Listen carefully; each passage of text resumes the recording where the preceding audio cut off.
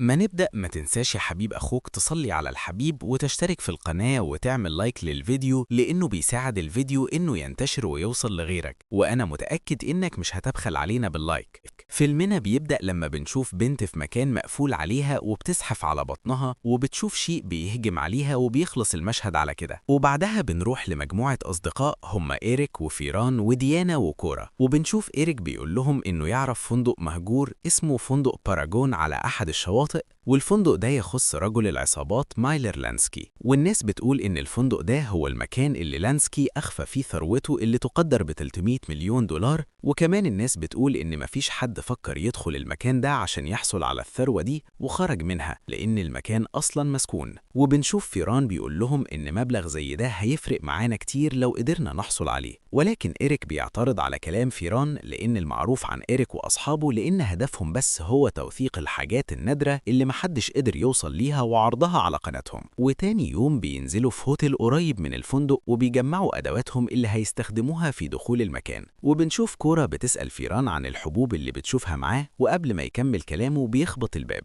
وبيفتح إيريك الباب وبيلاقي شخص غريب، وبيعرف الشخص ده نفسه بإنه اسمه فرانك من إذاعة سيريانا، وعرف إنهم ناويين يدخلوا الفندق المهجور فقرر إنه يشارك معاهم. ولما بيسألوا إيريك عرف إزاي فبيقول له من منشور ديانا اللي نزلته على الصفحة، وبيوافقوا إن فرانك يرافقهم في الرحلة، خصوصاً إنه وعدهم إن حساباتهم هتكبر لما إذاعة زي سيريانا تتكلم عن اللي عملوه لو نجحوا في الخروج من الفندق. وبيتحركوا على هناك بعربية فرانك وبيوصلوا للمكان، وبنشوف ديانا بتقص القفل بتاع البوابة بالمقص الكبير، وبيلاحظوا إن الجو مش مستقر، فبيقول لهم إيريك قبل ما يدخلوا إننا لازم نخرج من الأنفاق قبل العاصفة ما تبدأ، وبيسأل فرانك ليه ما يدخلوش من الأبواب، ولكن بترد عليه كورا وبتقول له إن الأبواب والشبابيك عليها سياج حديدي ولازم ندخل من الأنفاق. وبعد شوية بيبدأوا يلبسوا الخوذ بتاعتهم ويقسموا أدواتهم بينهم وبيدخلوا الأنفاق، وبعد شوية بيقرروا إنهم يدخلوا من ماسورة ضيقة ويزحفوا على إيديهم ورجليهم.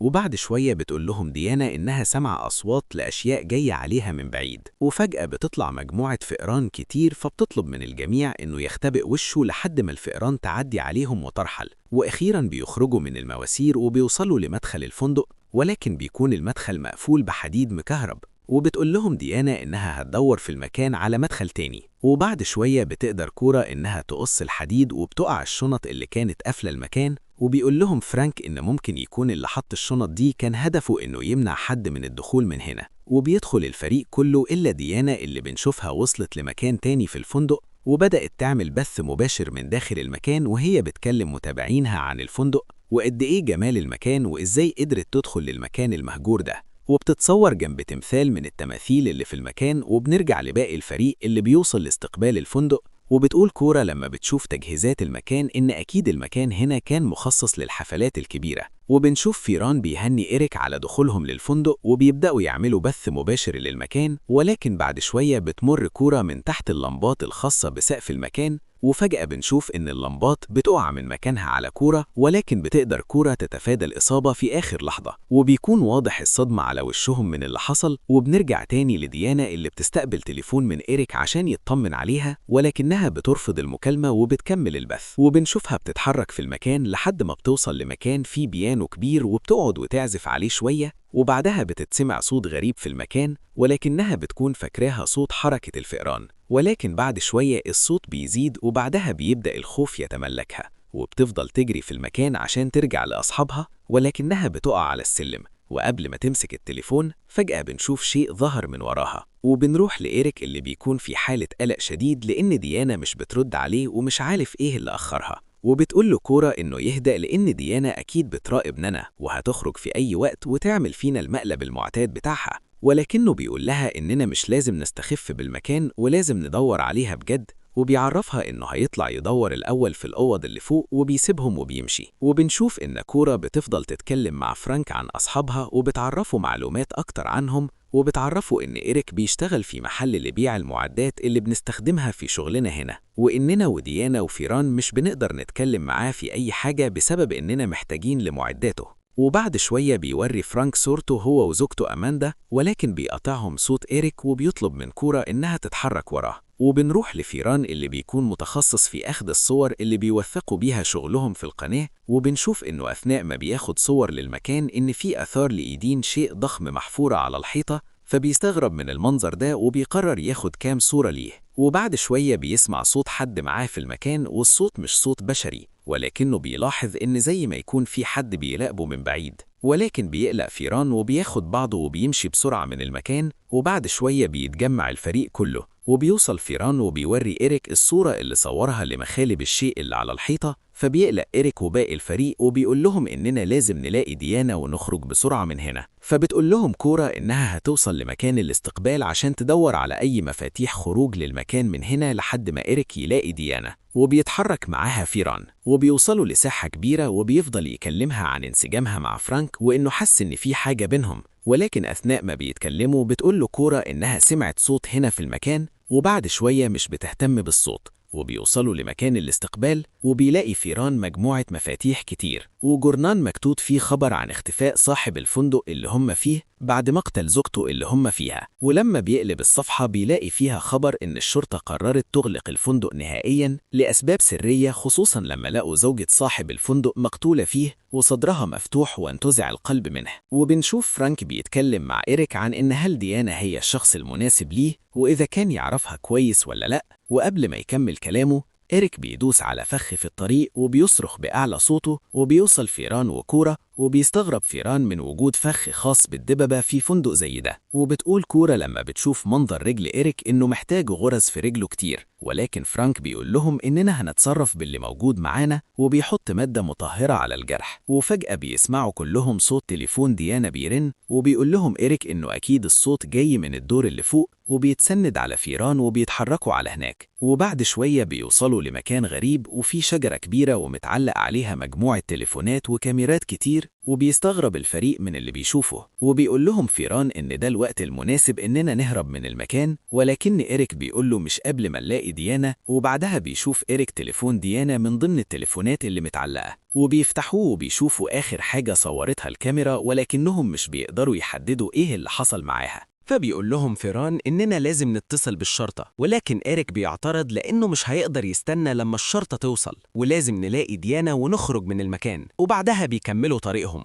بيظهر في المكان شخص ملثم، وبيطلع صاحبهم جيدي الخائن، وبنعرف إنه كان معاهم ولكنه انقلب عليهم لما قرر إنه يسرقهم في المال. ولكن بعدها بيوصل مجموعة تانية وبيهجموا على إريك وأصحابه، وبنعرف إنهم الفريق الجديد لجيدي. وبنعرف من القائد بتاعهم أرثر إن هدفه من وجوده هنا هو المال اللي مخبأ في الفندق. وبيفتكر إريك إن اللي خطف ديانا هو جيدي، ولكنه بيقول له إنه ما يعرفش حاجة عنها. وبعد شوية بيخرج أرثر منديل ديانا من جيبه، فبيجري عليه إريك وبياخده منه، ولكن بيتهور أرثر وبيرمي بإريك من فوق المكان، وبيهددهم إنه هيقتلهم لو محدش دله على مكان الفلوس اللي هنا. وبيقول له فرانك إن إريك الوحيد اللي كان يعرف المكان هنا كويس. وبنعرف من فرانك إنه وصل لهنا عشان يدور على زوجته أماندا اللي اختفت هنا في المكان، وهي نفس الصحفية اللي كانت اتكلمت عن المكان ده قبل كده في الجورنال بتاعها، وإنه للأسف كان مضطر إنه يكذب عليهم عشان يقدر يوصل لمكان زوجته. وبعدها بينزلوا عشان يدوروا على إريك. وبعد شوية بيوصلوا لطرقة، ولكن الطرقة دي فيها حفرة كبيرة، وبيلاحظوا إن في شخص ظاهر الناحية التانية من الحفرة، وبيخمنوا إنه ممكن يكون إريك. وعشان كده بيطلبوا من كورا إنها توصل الناحية التانية عشان تتأكد، بما إنها بتجيد تسلق الأماكن العالية، فبتقدر تتحرك من فوق الحفرة وتعدي الناحية التانية. ولكن بتتصدم لما بتلاقي الشخص اللي موجود قدامها مش إريك، ولكنه جثة محللة. وبعدها بيقرر أرثر إنه يضرب نار ويقطع السلك اللي كانت هتستخدمه كورا عشان ترجع ليهم تاني، وبيسيبوها وبيمشوا. وبيحاول فيران إنه يصحي ضمير جيدي، وبيقول له إنه عمره ما كان ده أسلوبه، ولازم ينقذهم من القائد بتاعهم. وبعد شوية بيوصلوا لأوضة مكتوب عليها رقم 733، وبيدخلوا جواها، وهناك بيلاقوا خزانة شكلها غريب. وبيفتح أرثر القائد الخزانة ولكنه مش بيلاقي حاجة، ولكن فجأة بتخرج منها إيد شخص وبتمسك في أرثر، ولكنها بتطلع بيه المساعدة الشخصية لأماندا زوجة فرانك. وبيسألها فرانك عن أماندا، ولكن قبل ما ترد عليه بيسمع أصوات غريبة تاني في المكان، وبتقول لهم بيث إنه قادم وكلنا هنموت هنا. وبعد شوية بيسمعوا صوت شيء جاي من الدور اللي فوق، فبيطلب آرثر من زميله ماك إنه يخرج من شنطته كاميرات الرؤية الليلية ويقفلوا الستاير بتاعة الأوضة. وبعد شوية بيفضل ماك وآرثر يدوروا في المكان حواليهم عن الشيء اللي دخل للأوضة، ولكنهم مش بيلاقوه. وفجأة بيسمعوا صوت حد منهم بيتصاب،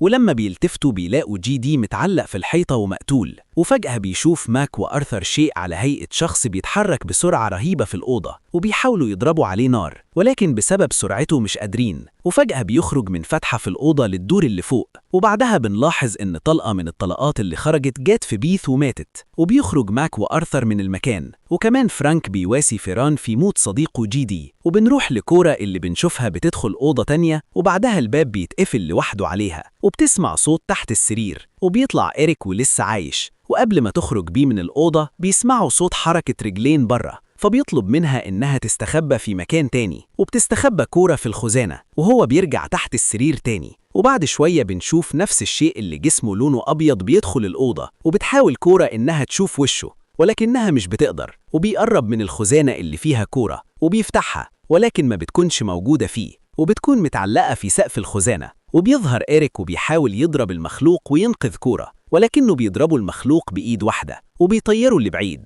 وبتستغل الموقف كورا وبتحاول تهرب من المكان، وبتدخل الأسانسير وبتحاول تنزل لتحت، ولكنه بيوصل المخلوق ده وبيحاول يمنعها وبيمسكها من إيديها، ولكنها بتنجح تتخلص منه. وبعد شوية بتخرج من الأسانسير وبتدخل مكان تاني، وبيكون في شاشات مراقبة لكل الفندق، وبتتصدم وبتعرف إنهم من وقت ما دخلوا والشيء ده كان بيراقبهم. وبتلاقي شاشة مراقبة خاصة بواحدة مربوطة في الكرسي، وشاشة تانية خاصة بديانا في أوضة من الأوض، وبتعرف إنها لسه عايشة. وبنشوف إن أماندا بتلاقي كتاب في الأوضة اللي بنشوف فيها رسمة سحر أسود وشموع كتير، والكتاب بيكون عن كيفية التحول. وفي نفس الوقت بنشوف كورا بتلاقي شريط فيديو وبتشغله، والشريط بيكون لمايلر لانسكي، وبيقول فيه إنه محتاج قلب إنسان فاني عشان ياكله ويقرأ تعويذة التحول، وساعتها هيصبح شيء خالد وقاتل في نفس الوقت. وبتقرأ ديانا كل الشروط في الكتاب، وبتتصدم كورا من كل اللي شافته في الفيديو. وبنروح لماك وآرثر اللي دخلوا أوضة ويلاقوا فيها المال اللي بيدوروا عليه، ولقوا كمان جثة محللة وصدرها مفتوح والقلب مش موجود فيها. وماك مش بيستحمل المنظر وبيهرب من المكان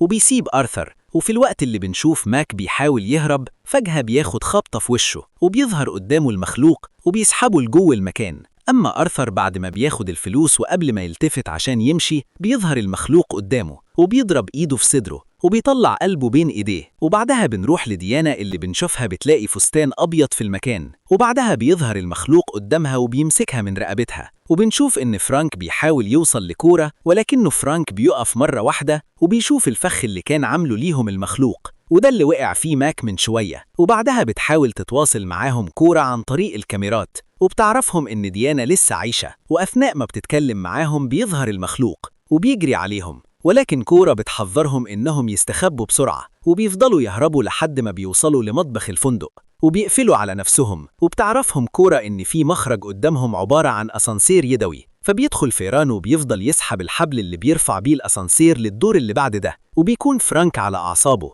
لأن المخلوق ممكن يوصل لهم في أي لحظة. وبينجح فيران إنه يوصل لمكان كورا وبينزل الأسانسير وبيركب فيه فرانك، ولكنه بيكون المخلوق وصل وبيحاول يكسر الباب. وبيفضل فرانك يسحب الأسانسير عشان يهرب من المطبخ، وبيكون المخلوق بيطارده بسرعة. وبيطلب فرانك من كورا إنهم يقطعوا الحبل، وده في الوقت اللي فرانك وصل للدور التاني والمخلوق بيقع بالأسانسير في الحفرة العميقة. وبعد شوية بتقول كورا لفرانك إن زوجته موجودة في الدور التاسع، وبيوصل فرانك لأماندا وبيلاقيها ميتة، فبيغطي وشها وبيحزن عليها. وبيرجع تاني لكورا وفرانك وبيقول لهم إنه هيوصل لديانا ويخرجوا من هنا. وبنروح لديانا اللي بتكون لابسة الفستان ومعاها الكتاب، وبتقرب من المخلوق التاني ولكنها بتضربه بالكتاب وبتهرب.